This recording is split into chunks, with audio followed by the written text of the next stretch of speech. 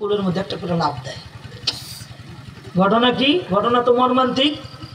হ্যাঁ দেখি আপোষে মার দেওয়া শুরু করছে, ইশারায় আল্লাহর সাথে কথা কয়।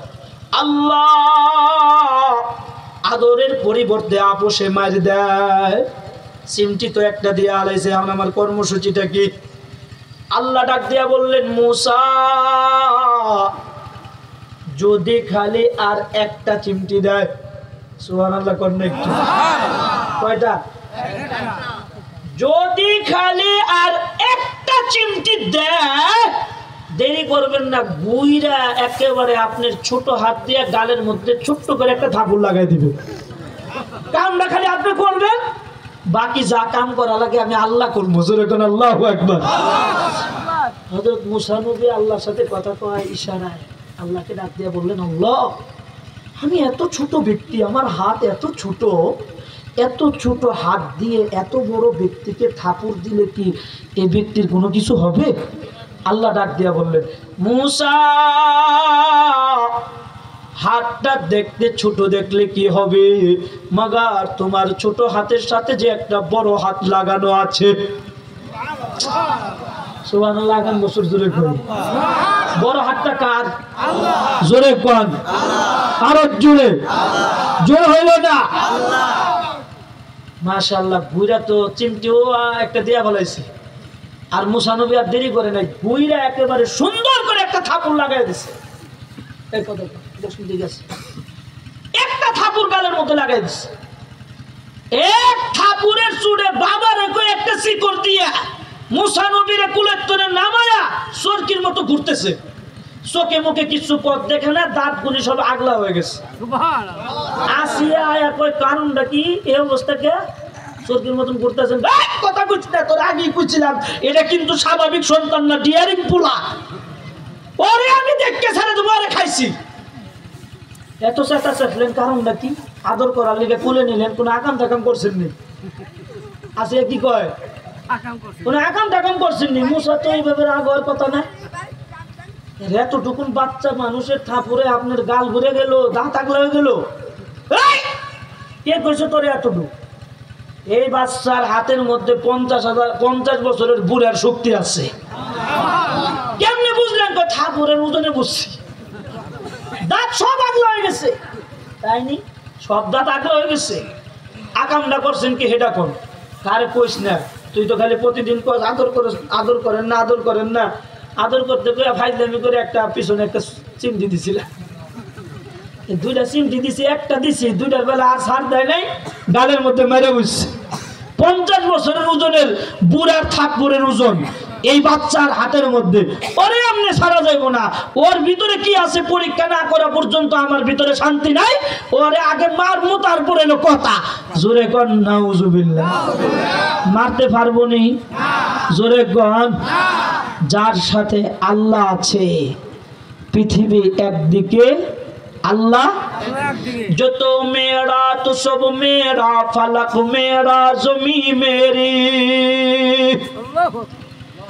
যত মেরা তো সব মেরা, ফালাক মেরা জমি মেরি।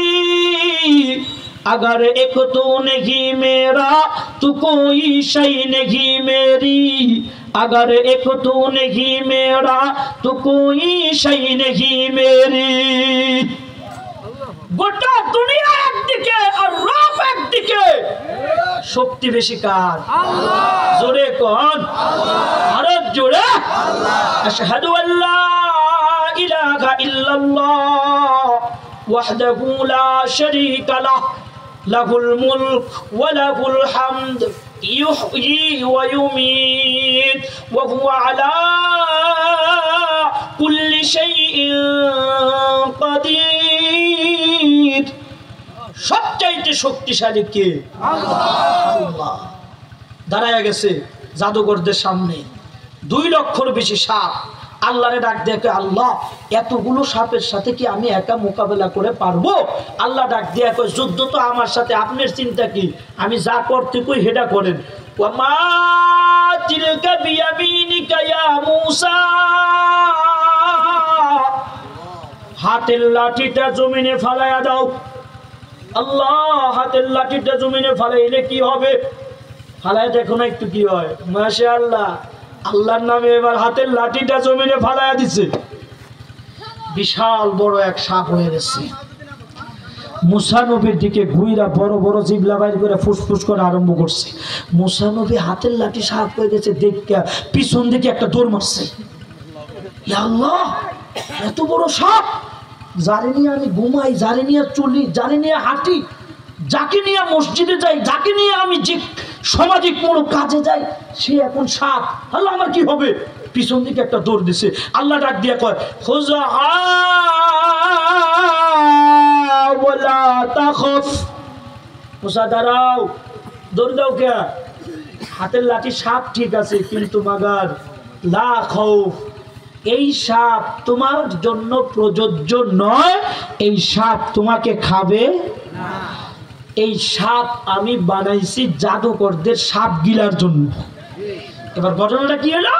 সাপ ঘুইরা ফেরাউনের 2 লক্ষর বেশি সাপের দিকে তাকায়া খালি এমনি একটা শ্বাস টান দিছে। এক শ্বাসে, হাদিসের কিতাবে আছে, 1 সেকেন্ডের আগেই 2 লক্ষর বেশি সাপ সাথে সাথে লাঠির ভিতরে ঢুকে গেছে। এই জন্য মুহাদ্দিসগণ বুঝাইলো যে কবরে সাপ আছে, এটা ঠিক আছে, আযাব হবে, সব ঠিক আছে, মিজান কঠিন, পুলসিরাত কঠিন, হাসর কঠিন, সব ঠিক আছে, কিন্তু এগুলো সবার জন্য প্রয়োগ হবে না। কাদের জন্য হবে? কাদের জন্য হবে? আনা রাব্বুকুমুল আ'লা, যারা ক্ষমতা পেয়ে কইছিল আমার নেতৃত্বে সব চলবো, বাস কোরআন হাদিস বুঝি না, পীর হাজি গাজি কিছু বুঝি না, আমি যেমনি কুমু এমনি।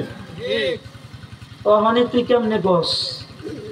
হ্যাঁ, উপায় আছে? আল্লাহ এমন নেস্তে নাবুদ করছে। আল্লাহর দরা বড় কঠিন, সামনে আসতেছে কথাগুলো। তাহলে আমার 1 নাম্বার কথা হলো, আল্লাহকে যতগুলো কারণে ভয় করব, তার মধ্যে 1 নাম্বার কারণ, আল্লাহ ভয়ঙ্কর না, কিন্তু আল্লাহর আযাব বড় ভয়ঙ্কর।